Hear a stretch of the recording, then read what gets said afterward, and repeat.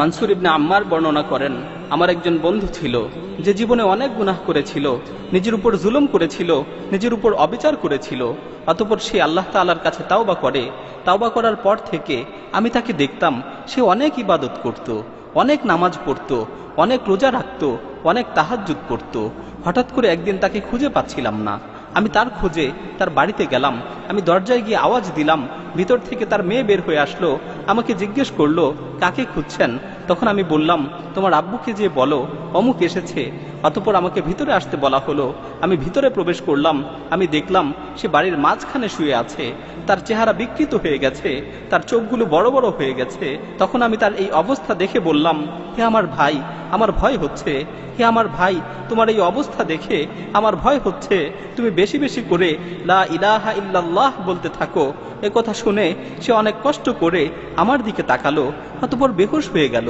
যখন তার হুঁশ ফিরে আসলো, আমি তাকে দ্বিতীয়বার আবারও বললাম, হে ভাই, বেশি বেশি করে লা ইলাহা ইল্লাল্লাহ বলতে থাকো। সে আবারও বেহুশ হয়ে গেল। যখন তার হুঁশ ফিরে আসলো, আমি তৃতীয়বার আবারও বললাম, হে ভাই, বেশি বেশি করে লা ইলাহা ইল্লাল্লাহ বলতে থাকো। সে চোখ খুলল, আমার দিকে কিছুক্ষণ তাকিয়ে রইল, চোখের পানি ছেড়ে দিয়ে বলল, হে ভাই মানসুর, আমার মাঝে আর এই কালেমার মাঝে প্রাচীর তৈরি করে দেয়া হয়েছে। আমি ইচ্ছা করলেও এই কালেমা পাঠ করতে পারছি না।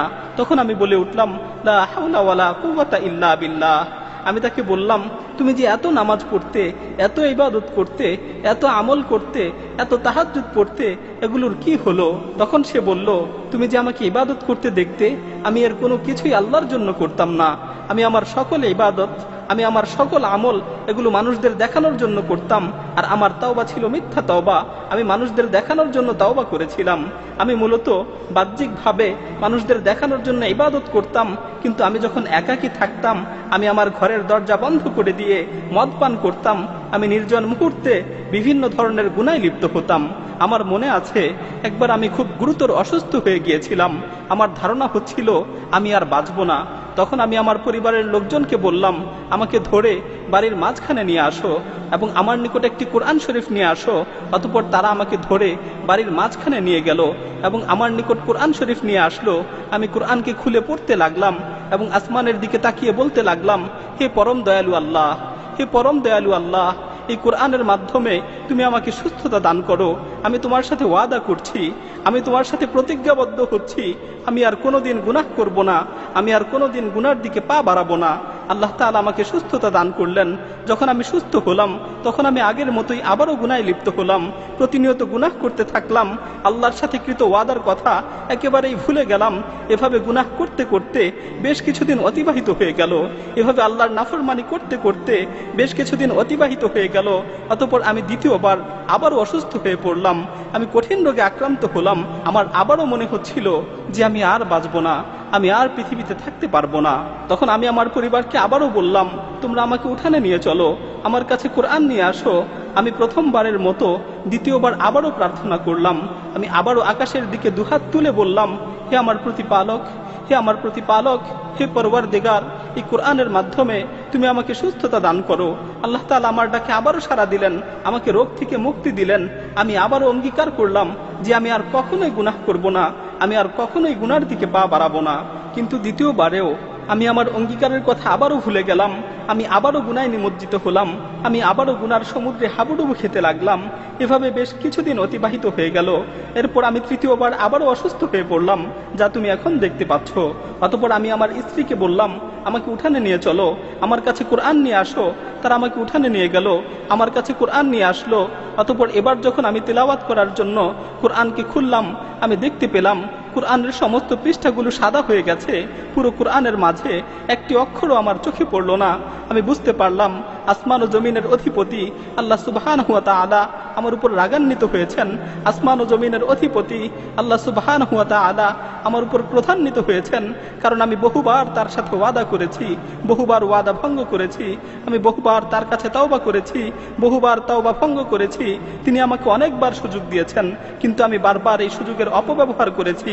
আমি বুঝতে পারলাম যে আল্লাহ তাআলা আমার উপর রাগান্বিত হয়েছেন। তাই আমি আসমানের দিকে হাত তুলে বললাম, হে আল্লাহ, আমাকে এই বিপদ থেকে মুক্তি দাও। হে আল্লাহ, আমাকে এই বিপদ থেকে রক্ষা করো, আমাকে এই বিপদ থেকে উদ্ধার করো।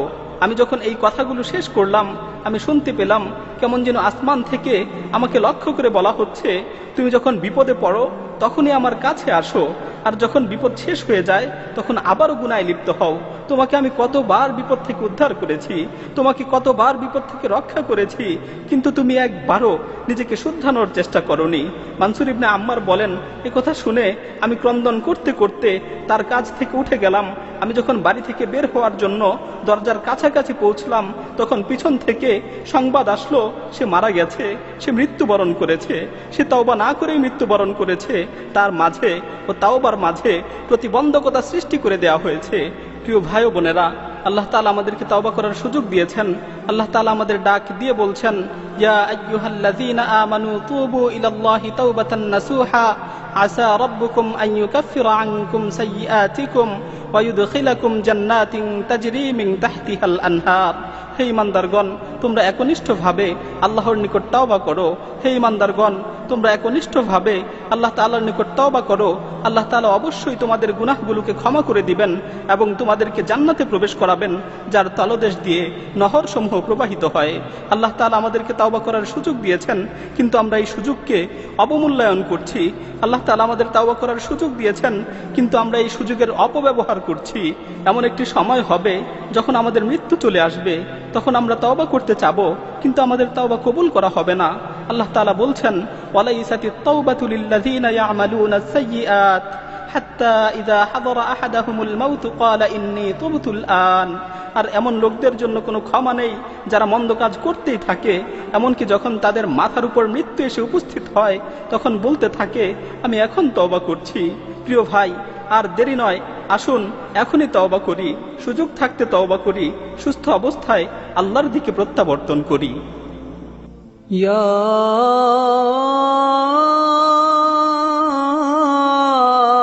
أيها الذين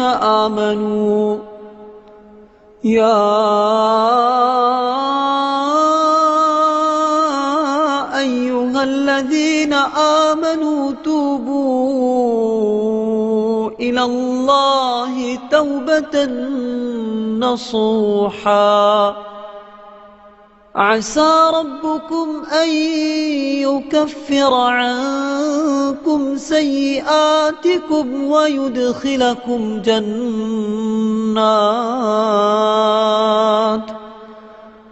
ويدخلكم جنات تجري من تحتها الأنهار